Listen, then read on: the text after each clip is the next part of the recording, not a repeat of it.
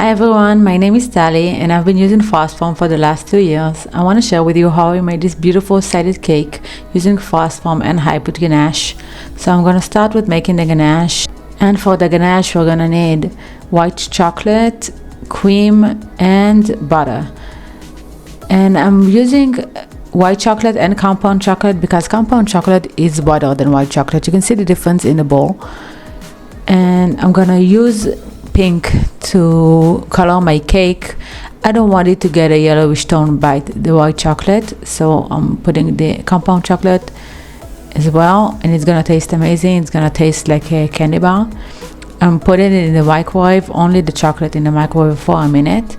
And I really need to be careful not to overheat my chocolate because it's gonna ruin the whole ganache. So this is how it looks like. I microwaved it for a minute and then 30 seconds and then 30 seconds more.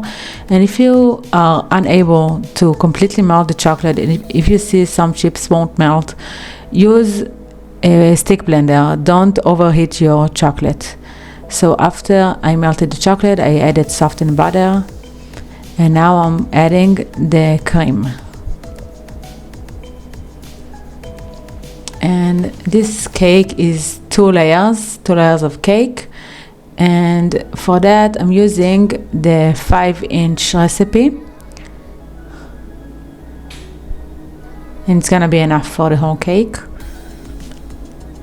So this is how it looks like after everything is melted and well mixed. It's still pretty yellow, so I'm adding white food coloring powder, and I'm using a stick blender to really get it in there. It helps open the powder, and I really recommend that whenever you use powdered food coloring, use a stick blender to blend the colors, because otherwise you're gonna end up having little dots of color that didn't really combine with your buttercream or ganache or whatever it is that you're making. Now after everything is combined with stick blender, I'm mixing it with my spatula, and it really whitened.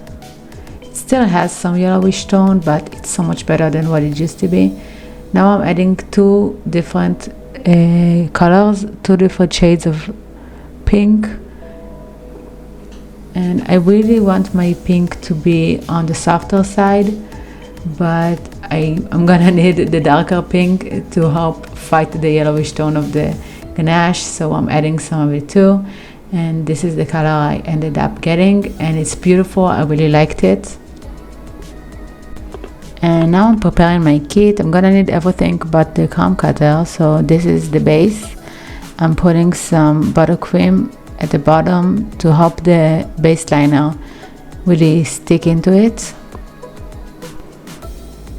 I need everything to be completely leveled.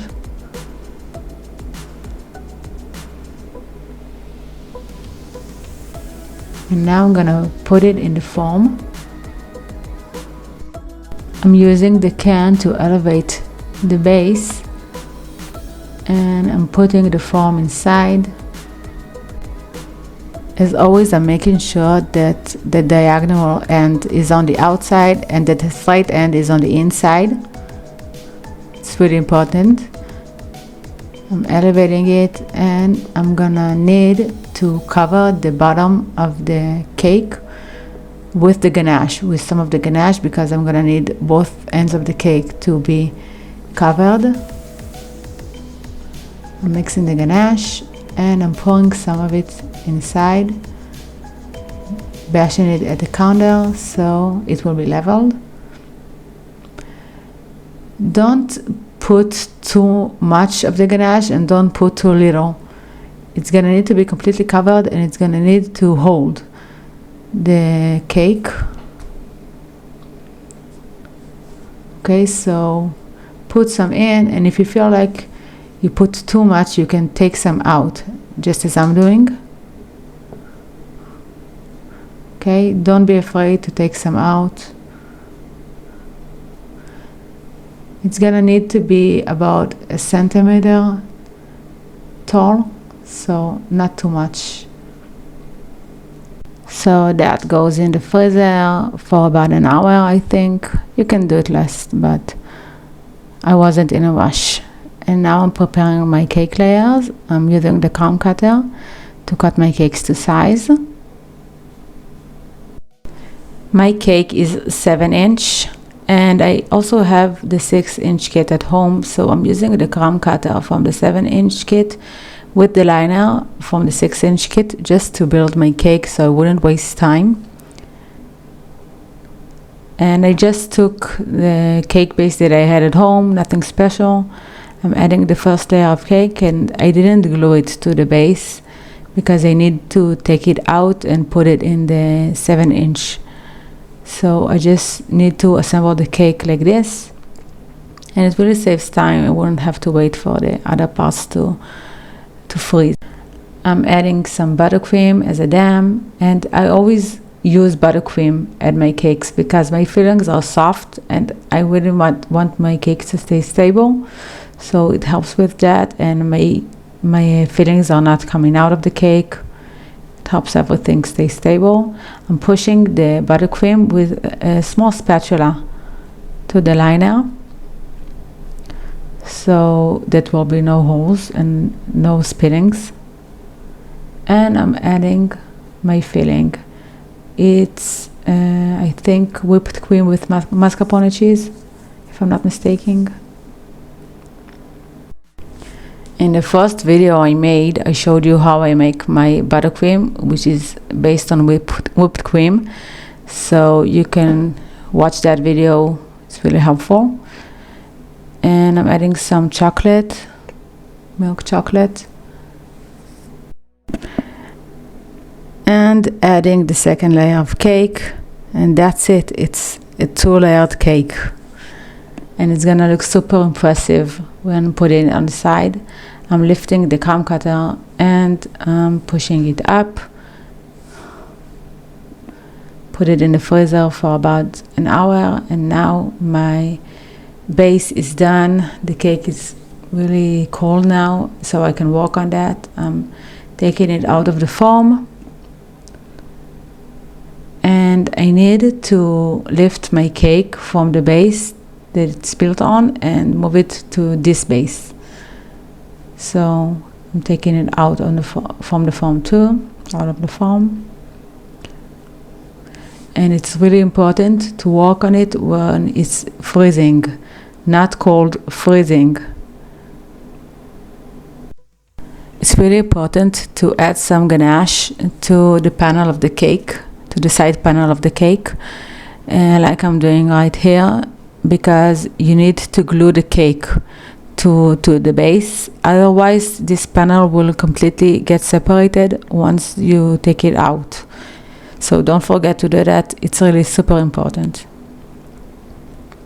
And now I'm using the biggest spatula I have to help move the cake. Of course, if you only have one kit of frost foam, you don't have to do it like I did it. You can wait for the first part of the cake to be completely frozen and then assemble your cake directly on the frozen parts. But if you have 2 kits, it's so much easier to use the liner, and it's much faster, and you don't have to waste time on a second freeze. So this is how it looks like after I moved it, and now it's completely frozen and I can work on it. And just as I did before, I didn't even have to clean the liner because it's the same cake, it's the same ingredients. And I'm clipping it. Always make sure to clip it, the diagonal part outside, and lifting my cake. I don't know if you can see, but my cake is 4-inch tall, and I made enough ganache for a 5-inch tall cake. And I did it because I needed to coat the bottom of the cake, and I always have to have some extra, so this was the right amount for me. And I'm coating the cake. I'm starting with the sides. I'm pushing the ganache inside. I really like watching it fill up. so satisfying. And it really is super easy. I can't even imagine doing these types of cakes without the fast form. Seems like such hard work.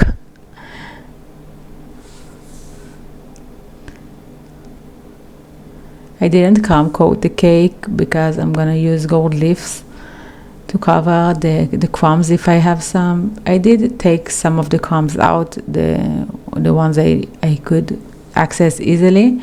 You can use a teaspoon to take it out, but again, because I already have experience with these types of cakes, I make this type of cakes a lot, so I already know how to cover any imperfections. I'm bending the cake at the counter so that everything will be completely covered and that the ganache will go all the way down. And I'm adding some to the top to cover the top of the cake.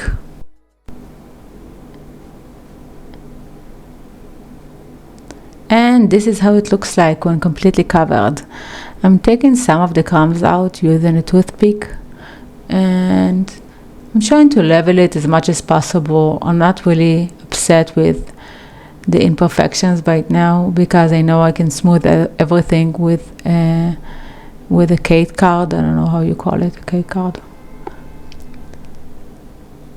And I'm taking it to the freezer, I think for about an hour. And this is how it looks like after an hour in the freezer. I'm taking it out of the form.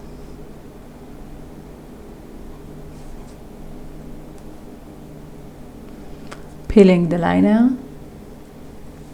It peels beautifully because it's completely frozen. And if it doesn't peel like you want it to peel, maybe you had some of the temperatures wrong, maybe the chocolate was too hot. So try to think of your process, and this is how it looks like.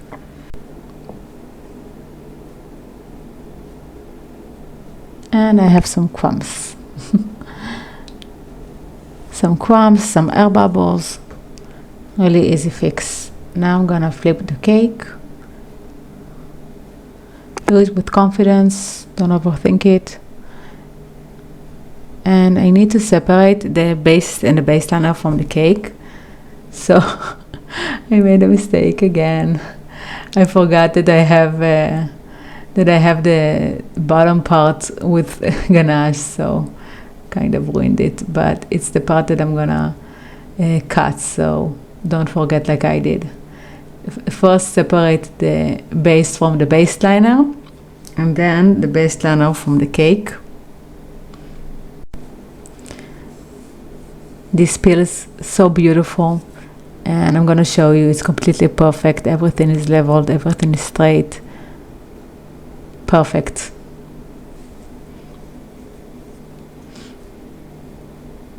So now I need to cut some of the cake. So of course I'm using the part that I messed up.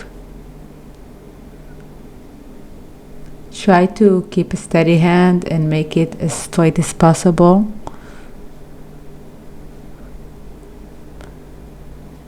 Voila, this is my cake. And you can see the layers.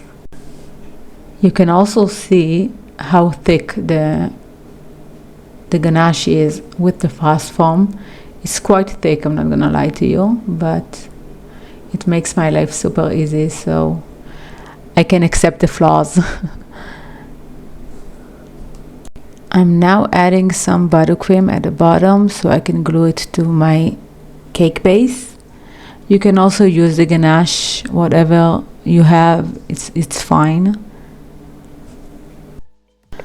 I'm taking another baseboard and I'm flipping the cake to it. This is so beautiful. I love this part. It's like a blank canvas just waiting to be painted on. So beautiful.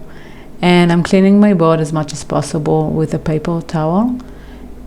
And I already have all of my elements beforehand. I pre-made it. While the cakes are in the freezer, you can make your decorations. I have some of the ganache that I made earlier for the cake, and I'm using it as a glue. So I have this cake topper. I made it with Canva, and I'm putting some ganache so it will be glued to the cake. I'm printing on edible sheets, sugar sheets, I think you call it. I know it looks a bit offside, but I think my camera was offside. The cake was fine. So this is for a little 2-year-old that really likes animals. I made an animal cake. Most of the decorations that I bought, the kits and stuff, I bought the molds from AliExpress. I buy everything from AliExpress, I think. It's super cheap. And for everything that I'm adding, I'm putting some Ganache glue at the back side. I printed some super cute little animals to sit on the wood, and one of the decorations was soft because I made it the day before, and the Q-tip went smoothly through, and the other was completely frozen, so I broke it. Bummer. I'm gonna need to make another one, so I did that. And I'm taking my gold leaves and I'm decorating the top of the cake with it. I'm covering all my flaws, all my crumbs, and this is my method to do it. I think that the biggest advice I can give you is something that I think I've said in previous videos. Don't rush the cakes. Make time for everything. Assemble the cake when the cake is completely chilled. Don't ever use warm cakes, and try to make and prepare everything ahead. Don't wait until the last minute to, I don't know, try to wash the cake, and it's gonna take all the fun out of making the cakes. And I think that if you're making cakes for your family and friends, and if it's something that you usually like to do, if you wash it, it will take all the fun out of it. So this is how it looks like. So pretty, and the little girl loves it, and that's all that matters. And good luck with your cakes.